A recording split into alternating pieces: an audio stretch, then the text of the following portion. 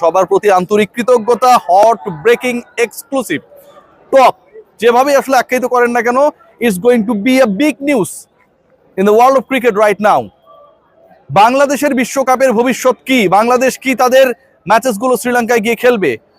Bharat international cricket council, BCCI and ICC সেই সুযোগটা কি বাংলাদেশকে করে দেবে? গ্রুপের যে চেঞ্জিং আমরা দাবা খেলায় দেখি না, যে ক্যাসলিং করে হচ্ছে চেঞ্জ করা হয়, সেরকম কোনো ঘটনা কি ঘটবে?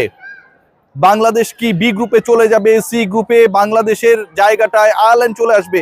এই যে আলোচনাগুলো হচ্ছিল, আইসিসি বাংলাদেশে এলো গেল, ডিসিশন শেষ পর্যন্ত হলো না। বাংলাদেশ ক্রিকেট বোর্ডের অফিসিয়ালসরা যখন সকল আশা ছেড়ে দিয়েছিল, বাংলাদেশ ক্রিকেট বোর্ডের অফিসিয়ালসরা যখন মোটামুটি একটা ডিসিশনে চলে গেছে যে বাংলাদেশের হয়তো এই ওয়ার্ল্ড কাপটায় অংশগ্রহণের সুযোগটা আর নেই, কোনো দিক থেকেই নেই, লজিস্টিক্যাল অ্যাডজাস্টমেন্টের যে ধোয়া তোলা হয়েছে বাংলাদেশের সিকিউরিটি এনশোর করার থেকেও যেন সেটাই সবচেয়ে বেশি প্রায়োরিটি হয়ে গেছে বিসিসিআই এবং আইসিসির কাছে। সেই জায়গায় হুট করে আবির্ভাব ঘটেছে পাকিস্তান গভর্নমেন্ট, পিসিবি, মহসিন নাকভির। আমি সবসময় একটা কথা বলি যে মহসিন নাকভি একটা মাল। এই লোকটা এমন এক মাল যে তিনি এশিয়া কাপের ট্রফি যখন দিচ্ছিলেন, ইন্ডিয়ান ক্রিকেটাররা তার হাত থেকে নেবে না, তিনি ট্রফি নিয়ে লকারের মধ্যে সেটা রেখে চাবি মেরে দিলেন, তালা মেরে দিলেন। তার হাত থেকেই শেষ পর্যন্ত ভারতীয় বোর্ড কর্মকর্তাদের নেয়া লেগেছে, সেটা এসিসি সভায়, ট্রফি নিলে আমার হাত থেকে নাও, না হলে দেব না। এই যে মহসিন নাকভি, যিনি ভারতীয় ক্রিকেট বোর্ড, আইসিসি তাদের হিসাব নিকাশকে উলট পালট করে দিতে পারেন, এবারও যেন সেই খেলটা আবার নতুন করে নতুন ডাইমেনশনে নতুন মঞ্চে দেখালেন। পাকিস্তান ক্রিকেট বোর্ড তাদের যে বিভিন্ন সোর্সেস গুলো রয়েছে, জিও নিউজ, পাবলিক নিউজ, বিভিন্ন নিউজ সোর্সেস যেগুলো রয়েছে, যে নিউজ হাবগুলো রয়েছে, তারা জানাচ্ছে they will not participate in the upcoming world cup যদি বাংলাদেশ অংশগ্রহণ করতে না পারে। আবারও বলছি, they will reconsider regarding the issue of their participation in the upcoming world cup. যে ওয়ার্ল্ড কাপটা শুরু হতে যাচ্ছে পরের মাসের 7 তারিখ থেকে, পাকিস্তান উইল রিকনসিডার তারা অংশগ্রহণ করবে কি করবে না, according to the sources and the news agencies of Pakistan. বাংলাদেশের অংশগ্রহণটা নিশ্চিত হচ্ছে কি না সেটার উপর ডিপেন্ড করে। ভয়াবহ পরিস্থিতি, বাংলাদেশকে বিশ্বকাপে আপনার নিতেই হবে, আনলেস বাংলাদেশের গ্রুপ নিয়ে যে কাহিনী তৈরি হয়েছে, বাংলাদেশের পার্টিসিপেটিং যে প্রতিপক্ষরা রয়েছে তাদেরকে নিয়ে যে কাহিনী তৈরি হয়েছে, সকল কাহিনী একদম ডেমোলিশ হয়ে যাবে, আইসিসির রেভিনিউ ফল করবে। কেন বলছি এই আলোচনা? বাংলাদেশ অংশগ্রহণ না করলে ইন্ডিয়ার গোনার টাইম নাই, পাকিস্তান অংশগ্রহণ না করলে ইন্ডিয়া কেন, আইসিসিরও গোনার টাইম বের করতে হবে।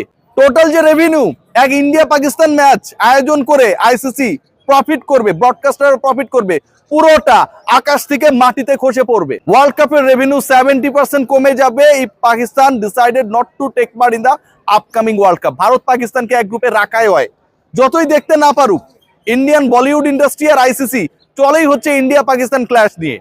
সো পাকিস্তান যখন বলছে যে আমি অংশগ্রহণ করব না যদি না বাংলাদেশকে তোমরা তাদের রাইট ডিসিশন মেক করার ক্ষেত্রে হেল্প করো, তখন আইসিসির কোনো কিছু করার নেই।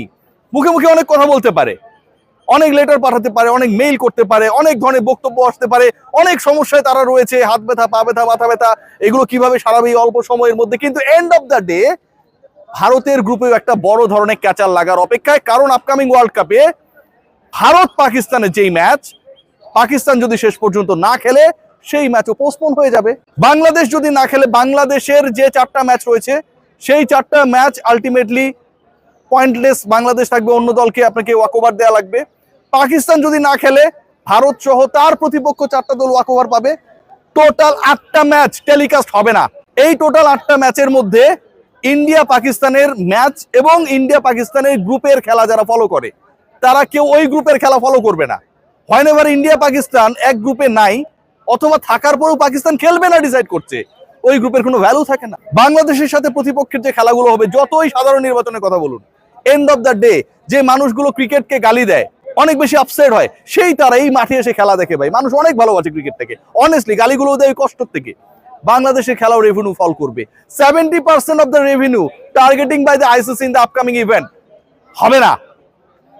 না হলে বিসিসিআই, আইসিসি এই যে একটা ভাব দেখাচ্ছে না বাংলাদেশকে গোনার টাইম নাই, সেই কাউন্টটা তাদের করতেই হবে। এখন কি হবে? এখন আমার কাছে মনে হয় বিসিসিআই দে আর আন্ডার প্রেশার, এক্সট্রিম প্রেশার। এই প্রেশার থেকে কিভাবে বের হবে? জায়সা যদি এখন ডিসাইড করে যে বাংলাদেশে গ্রুপ চেঞ্জ করা যাবে না, পাকিস্তান বলবে আমরা খেলবো না, ওয়ার্ল্ড কাপই শেষ। বাংলাদেশ পাকিস্তান খেলবে না, ওয়ার্ল্ড কাপই শেষ। এই ওয়ার্ল্ড কাপের কোনো ভ্যালু নাই। ইন্ডিয়া পাকিস্তানকে এক গ্রুপে রাখা হয়েছে, পরের বার যখন আবার নেক্সট স্টেজে যাবে তখন আরেকবার তাদেরকে খেলানো হবে, ফাইনালে গেলে আরো একবার খেলা হবে। এই যে 3টা পার্টিকুলার ম্যাচকে টার্গেট করা হয়েছে, এবং যেই 3 ম্যাচ থেকে রেভিনিউ করবে আইসিসি এবং পক্ষান্তরে বিসিসিআই, টোটাল ওয়ার্ল্ড কাপ থেকে যে রেভিনিউ করবে তার 80% রেভিনিউ করবে এই 3 ম্যাচ থেকে। সেটা তো পুরোটাই জিরো হয়ে গেল। বাংলাদেশ ক্রিকেট বোর্ড এবং বাংলাদেশ সরকার, পাকিস্তানি নিউজ এজেন্সি যেটা জানাচ্ছে এখন পর্যন্ত, তারা কন্ট্রাক্ট করেছে পাকিস্তান গভর্নমেন্টের সাথে, পাকিস্তান সরকার কন্ট্রাক্ট করেছে পিসিবির সাথে। So it's not an issue যেটাতে সরাসরি বিসিবি জড়িত। বাংলাদেশ সরকার পাকিস্তান সরকারের সাথে যোগাযোগ করেছে, পাকিস্তান সরকার পিসিবির সাথে যোগাযোগ করেছে। যেভাবে ভারতীয় গভর্নমেন্ট মুস্তাফিজকে বাদ দেওয়ার ডিসিশন নিয়েছে, তারপরে তারা সেটা বিসিসিআই কে জানিয়েছে, ঠিক একইভাবে পাকিস্তান সরকার ডিসাইড করেছে বাংলাদেশ না খেললে তারা খেলবে না, পিসিবি কে জানিয়েছে। মহসিন নাকভি তিনি গ্রহণ করেছেন এই অফার, দে উইল রিকনসিডার। এবং এখন রিকনসিডার আসলে পাকিস্তানও করবে না, বাংলাদেশও করবে না, আলটিমেটলি রিকনসিডার করতে হবে আইসিসি কে। কি রিকনসিডার করতে হবে? ইদার বাংলাদেশের সি গ্রুপের ম্যাচেস গুলো 4টা ম্যাচের 4টায় শ্রীলঙ্কায় দিতে হবে, নাম্বার 1 অপশন, যে অপশনটা অনেক ডিফিকাল্ট। আর নাম্বার 2, বাংলাদেশের গ্রুপ শাফলিং করতে হবে, বাংলাদেশকে বি গ্রুপে দিয়ে সি গ্রুপে অন্য আরেকটা দল শিফট করে, বাংলাদেশের গ্রুপে অন্য আরেকটা দলকে শিফট করে। সো এই 2টা অপশনই রয়েছে এই মুহূর্তে বিসিসিআই এর কাছে। আজকে বিভিন্ন নিউজ পোর্টালে নিউজ হয়েছে বাংলাদেশের ক্রিকেট বোর্ডের কর্তারা হতাশ, তারা কোনো আশা দেখছেন না, বাংলাদেশ আপকামিং ওয়ার্ল্ড কাপে খেলবে না। শেষ পর্যন্ত সবকিছু ডিপেন্ড করছে জায়সা কি ডিসিশন নেয়। But end of the day Jay Shah is Jay Shah, Jay Shah is the president of ICC. Because of this ICC they have a big prospect in the upcoming world Cup. Jay Shah কেন এত পাওয়ারফুল? কারণ এই প্রসপেক্ট, এই ফিন্যান্স, এই রেভিনিউ সবকিছুই ডিপেন্ড করে হচ্ছে এশিয়ান কান্ট্রিগুলোর ম্যাচেসের উপরে। অস্ট্রেলিয়া সাথে ইন্ডিয়া প্রথম রাউন্ডে খেলা নাই, অস্ট্রেলিয়া শ্রীলঙ্কার গ্রুপে। ইংল্যান্ডের সাথে ইন্ডিয়া সেই খেলাও নেই, ইংল্যান্ড বাংলাদেশের গ্রুপে। প্রথম রাউন্ডের খেলা বলতেই হচ্ছে ইন্ডিয়া পাকিস্তান।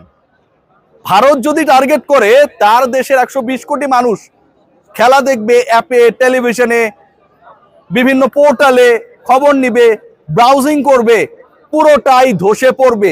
জাস্ট পাকিস্তান যদি ফাইনাল ডিসিশন জানিয়ে দেয় বাংলাদেশ না খেললে আমরাও অংশগ্রহণ করব না। সিকিউরিটি ইস্যু নিয়ে যেই প্রশ্ন উঠেছে, যেই প্রশ্ন তোলা হয়েছে, যেই দাবি জানানো হয়েছে, প্রত্যেকটা point very much legit and valid. আপনি একজন মুস্তাফিজকে নিরাপত্তা দিতে পারবেন না, পুরো দলকে আপনি নিরাপত্তা দিয়ে বিশ্বকাপ খেলিয়ে দিবেন, এটা মামা বাড়ির আবদার না। সো মামা বাড়ির আবদার যেহেতু না, এই লেজিট পয়েন্টে পিসিবি এন্ড বিসিবি তারা একই সাথে দৌড়াতে চায়। তারা যেন একটা রিলে রেসে দৌড়াচ্ছে, বুলবুল দৌড়ে ব্যাটনটা মহসিন নাকভির হাতে দেবে আর তিনি ফাইনাল যে জায়গাটা সেখানটায় টাচ করবে। Let's see what happen. But right now মহা চাপে Jay Shah, BCCI and ICC. Take care.